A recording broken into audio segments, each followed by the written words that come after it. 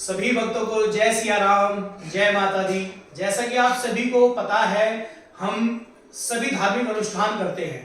धार्मिक अनुष्ठान में हमारा जो मेन पर्पस रहता है, माँ भगवती की ज्योति का प्रकाश करना, राम के नाम को इस विश्व में फैलाना।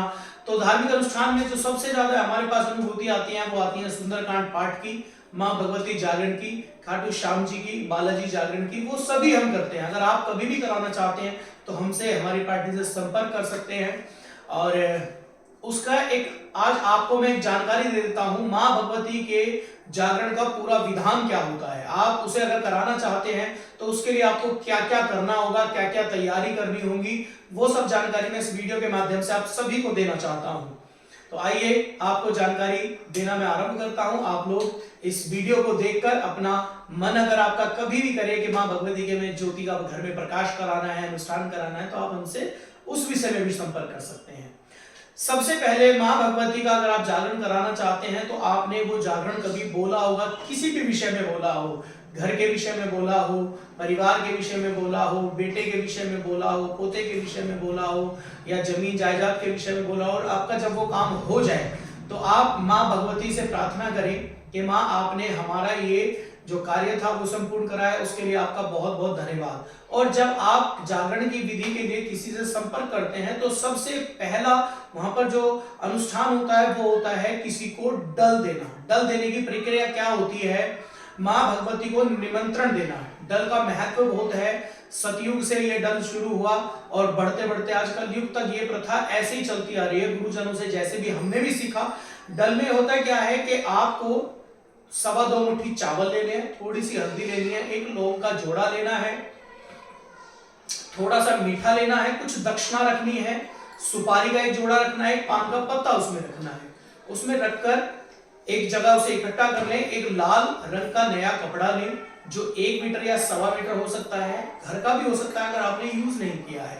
तो जिससे आप जागरण करा रहे हैं उस मंडली से आप संपर्क करें, उन्हें बुलाएं, उनके सामने वो तैयार करें और वो डल उनको समर्पित करें। वैसे विधान ये होता है कि आप डल उनके घर पर जाकर देकर आए, लेकिन अगर समय की कटौती के कारण या किसी भी समस्या से आप नहीं दे सकते हैं तो जिस पार्टी से आप संपर्क कर रहे हैं उस पार्टी से संपर्क करके, या आप चाहे उन्हें अपने घर बुला लें, चाहे आप उनके घर चले जाएं।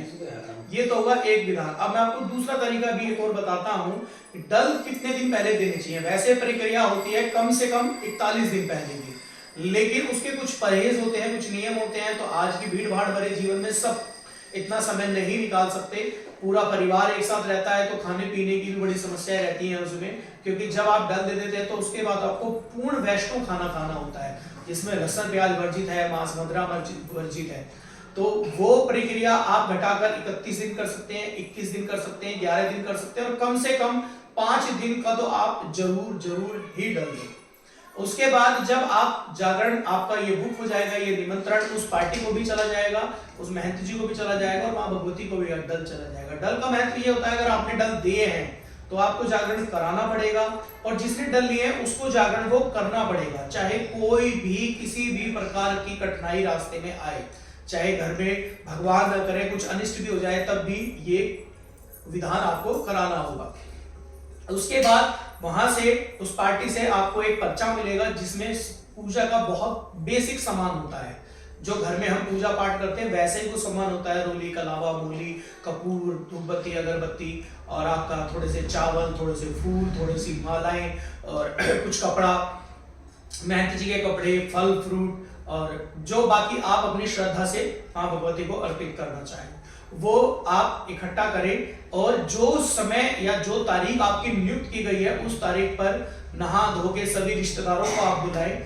देखिए, जागरण चौकी में बुलाने के लिए आदमी बिल्कुल भी आप ये ना सोचे कि लोग आएंगे, ज्यादा खर्चा होगा। चाहे आप उन्हें अपने घर भोजन ना कराएं, चाहे उनके लिए आप कोई व्यवस्था ना करें, लेकिन धार्मिक अनुष्ठान में ज्यादा से ज्यादा लोगों को जोड़ने का मतलब ये होता है कि उस रस भरी गंगा में, उस भक्ति की गंगा में जितने लोग वहां बैठे हैं सभी गोते लगाएं और त्रितार्थ हो जाए।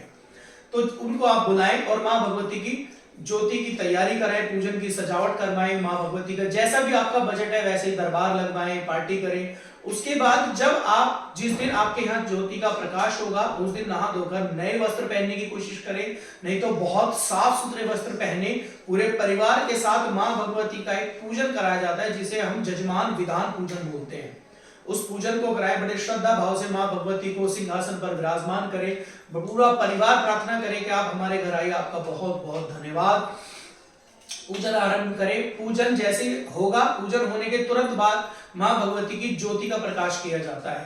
पहले कलयुग में मां काली के जागरण किए जाते थे, लेकिन पहले सतयुग में मां काली के जागरण किए जाते थे, फिर वो विधान बढ़ते बढ़ते अब कलयुग में मां की ज्योति का प्रकाश होता है, उस ज्योत के जागरण किए जाते हैं। तो आप ज्योत की पूजन करें और उस पूजन के करते ही जैसे ही आप ज्योत का पूजन करेंगे, रंगकड़वीर से मां की ज्योति का प्रकाश होता है, जैसे पूजन करेंगे तुरंत एक अरदास होती है। अरदास होती है भूल चूक की, कि मां अगर हमसे आपकी पूजा में विधान में कोई भी भूल चूक हो गई हो तो उसे माफी करें, एक अरदास कराएं।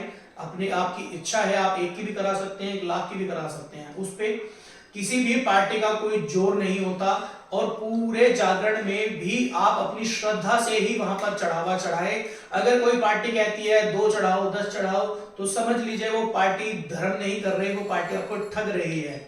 तो इसीलिए आप अपने श्रद्धा भाव से जो पूजा पाठ पे चढ़ाना चाहे चढ़ा सकते हैं। उसके बाद जागरण होता रहेगा, पूरी रात आप भजन सुने, सुंदर सुंदर झांकियों के भी रूप देखें, प्रभु के दृश्य देखें, प्रभु की लीलाएं देखें। कई बार बचपन की लीलाएं दिखाई जाती हैं। वो सब देखने के बाद एक ब्रेक लिया जाता है, टी ब्रेक। टी ब्रेक के बाद फिर मां भगवती की जो पावन तारा रानी की कथा है, तारा रानी की कथा आरंभ होती है। उस कथा से पहले भी एक छोटी सी अरदास कराई जाती है, वो भी परिवार की होती है। वो भी मां, वो उस अरदास को बोला जाता है मनोकामना की अरदास, क्योंकि जैसे जब तारा के यहाँ जागरण हो रहा था तो वहां पर भी एक अरदास कराई गई थी जो रुक्मण ने कराई थी कि मेरे घर भी अगर पुत्र होगा, मेरे घर भी अगर खुशी आएगी तो मैं भी मां का जागरण कराऊंगी। ये वो अरदास होती है। इस अरदास को भी आप कराएं। उसके बाद कथा को पूरा सुने, नारियल की भेंटें चढ़ाएं और वहां पर डल भी खोल दिए जाते हैं। जो आपने निमंत्रण के लिए डल दिए हैं वो डल खोल दिए जाते हैं। उस पूजा के विधान के बाद जैसे ही आपकी तारा रानी की कथा संपूर्ण होगी तब आपसे हलवे चने का भोग लगवाया जाएगा, जो मां को बहुत ही प्रिय होता है। और हलवे चने का जो महत्व है वो आपको जब तारा रुक्मण की कथा महंत जी सुनाएंगे तो आपको तब बताया जाएगा कि मां को हलवा ही क्यों चढ़ाया जाता है या मां को चने का ही क्यों भोग लगाया जाता है और नारियल भी मां को क्यों समर्पित किए जाते हैं। उसका भी विधान आपको पूरे जागरण में जो भी पार्टी करती है वो समझाती है कि ये पूजा, ये अनुष्ठान या ये नारियल की भेंट क्यों समर्पित की जाती है या मां को चुंदड़ी क्यों चढ़ाई जाती है, ये सब आपको उसमें पूरी जानकारी मिलेगी।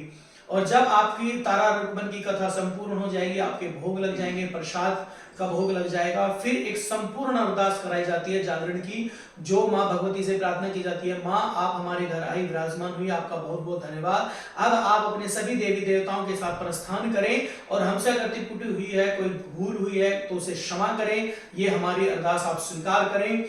तत्पश्चात मां आपके घर से विदा हो जाती है और वो पार्टी भी आपके घर से विदा हो जाएगी और ऐसे आपका ये मां भगवती का बोला हुआ अनुष्ठान या सोचा हुआ अनुष्ठान संपूर्ण हो जाएगा। उस विषय में अगर आप और भी कोई जानकारी मुझसे लेना चाहते हैं तो मुझे कमेंट कर सकते हैं। इस वीडियो पर जाकर हमारे चैनल को लाइक करें, सब्सक्राइब करें और भक्ति की अगर आगे हम ऐसे आपको अपडेट देते रहेंगे, विधान की डेट अपडेट देते रहेंगे, कैसे कैसे क्या क्या विधान होते हैं। हम आपको बालाजी की जागरण अगर आप कराना चाहते हैं, यात्रा करना चाहते हैं, उसकी भी हम आपको जानकारी जल्दी ही देंगे।